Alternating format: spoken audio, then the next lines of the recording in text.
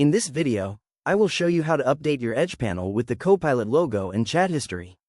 Let's get started. First, I move my mouse down to the Windows search bar at the bottom of the screen.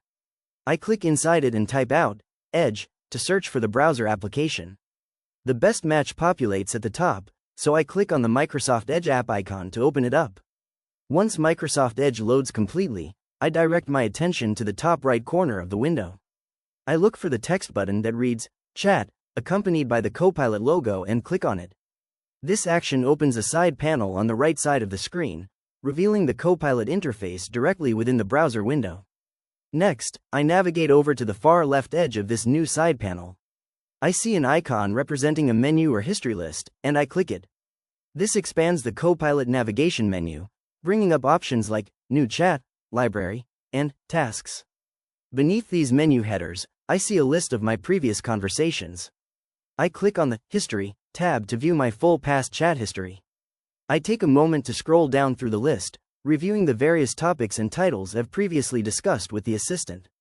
After checking my history, I move back up to the top left of the panel and click the small back arrow icon labeled Close Sidebar to collapse this history menu and return to the main chat interface. Now that the panel is open and configured, I look at the main chat field on the right. I click inside the prompt text box where it says Message Copilot or mention a tab. I begin typing my query, asking it to teach me how to become a better problem solver using critical thinking techniques. Once I finish typing out the full prompt, I click the black arrow Submit button on the right side of the text box to send it.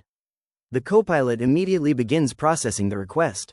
A disclaimer message appears momentarily, and then the assistant starts writing out the response. I watch as it generates an introductory sentence followed by a numbered list. It outlines the first step, which is to clarify the problem, providing examples and clear advice on how to specify the issue. As the text continues to populate, I use the scroll bar on the far right of the panel to scroll down and read through the rest of the generation. It presents the second step to break the problem down, followed by the third step to question assumptions. I continue scrolling downward to see the fourth step detailing the why ladder technique, the fifth step on considering alternatives, and finally the sixth step regarding testing and reflecting. The assistant concludes the guide with a quick practice exercise checklist and a summary on critical thinking.